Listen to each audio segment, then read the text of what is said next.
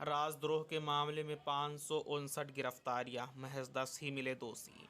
कंगना रनौत की बढ़ी मुश्किलें, अयोध्या लैंड डील पर क्यों जारी है बवाल। बीएसपी से निष्कासित 9 विधायक क्यों मिले अखिलेश यादव से। चीन और रूस पर नाटो समिट में क्या बोले अमेरिकी राष्ट्रपति जो बाइडन। ये सब जानेंगे खबरें विस्तार से आईएनए न्यूज़ पर। राजद्रोह के मामले में 559 गिरफ्तारियां, महज 10 ही मिले दोषी। हाल ही में सुप्रीम कोर्ट ने 2 टीवी चैनलों के खिलाफ आंध्र प्रदेश पुलिस की ओर से राजद्रोह के आरोप में कार्रवाई करने पर रोक लगा दी है। 3 जून को सुप्रीम कोर्ट ने पत्रकार विनोद दुआ के खिलाफ हिमाचल प्रदेश में दर्ज राजद्रोह के मामले को खारिज कर दिया। वहीं पिछले हफ्ते लक्षद्वीप प्रशासन प्रफुल्ल पटेल की नीतियों के खिलाफ आवाज़ उठाने पर पुलिस फिल्म निर्माता आयशा सुल्ताना पर राजद्रोह का मामला दर्ज कर लिया। इन घटनाओं के बाद देश में एक बार फिर राजद्रोह के खिलाफ बना कानून चर्चा में है, जो देशद्रोह कानून के नाम से ज़्यादा जाना जाता है। जानकार इसे मौजूदा दौर के हिसाब से अप्रासंगिक कानून बता रहे हैं। आंकड़े भी इसकी गवाही देते हैं। ये भी सच है कि पिछले कुछ सालों में इसका इस्तेमाल राजनीतिक वजहों से ज़्यादा हुआ है।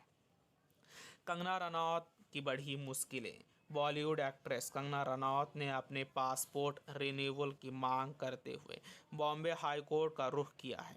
उन्हें कोर्ट में आवेदन करते हुए कहा है कि बांद्रा पुलिस द्वारा उनके खिलाफ घृणित ट्वीट और देशद्रोह के लिए दर्ज की गई एफआईआर के चलते पासपोर्ट अथॉरिटी इस पर आपत्ति उठा रही है। इस मामले में उनकी बहन रंगोली चंदेल भी आरोपी हैं। अयोध्या लैंड डील पर क्यों जारी है बवाल। अयोध्या में श्री राम जन्मभूमि तीर्थ क्षेत्र में ट्रस्ट की ओर से राम मंदिर निर्माण के लिए खरीदी गई जमीन को लेकर लगे घोटाले के आरोपों पर विवाद बढ़ता जा रहा है। 2 करोड़ की जमीन को 18.5 करोड़ में खरीदने को लेकर अब ट्रस्ट के सदस्य भी सवाल उठाने लगे हैं। वहीं डिप्टी सीएम केशव प्रसाद मौर्य ने कहा है कि अगर आरोप साबित हो जाते हैं तो दोषियों पर कार्रवाई होगी। बीएसपी से निष्कासित 9 विधायक अखिलेश यादव से मिले। देश में कोरोना संक्रमण के मामले भले ही कम होने लगे हों, लेकिन राजनीति का पारा चढ़ता ही जा रहा है।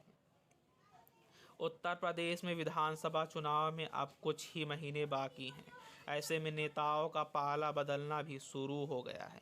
इस बीच मायावती की पार्टी बीएसपी से निष्कासित 9 विधायकों के अब समाजवादी पार्टी में शामिल होने की संभावना है। जानकार इसे के मुताबिक बसपा को इन 9 विधायकों को मायावती ने पहले ही निष्कासित कर दिया था।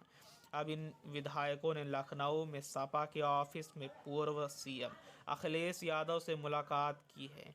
ये सभी विधायक पार्टी कार्यालय के पीछे के गेट से निकले। सूत्रों ने बताया कि इन विधायकों और अखिलेश के बीच 2022 के विधानसभा चुनाव को लेकर चर्चा हुई है। नाटो समिट में अमेरिकी राष्ट्रपति बाइडन चीन और रूस के खिलाफ खुलकर बोले। अमेरिकी राष्ट्रपति जो बाइडेन ने नाटो को लेकर कहा है कि यह गठजोड़ पहले की तुलना में अब कहीं ज़्यादा मजबूत है। बाइडेन ने नाटो बैठक में चीन और रूस के खिलाफ सख्त कदम उठाने का भी संकेत दे दिया है। बाइडेन ने नाटो बैठक से पहले एक ट्वीट में कहा, मैं अपने 29 सहयोगियों के साथ सामूहिक रूप से चर्चा करने आया हूँ। चीन की आक्रामकता, चीन से मिल रही रणनीतिक चुनौती, साइबर हमला, आतंकवाद और जलवायु परिवर्तन जैसे मुद्दे शामिल हैं। नाटो नेताओं की तरफ से चीन के खिलाफ बयान जारी करना अमेरिका के लिए कूटनीतिक जीत बताई जा रही है।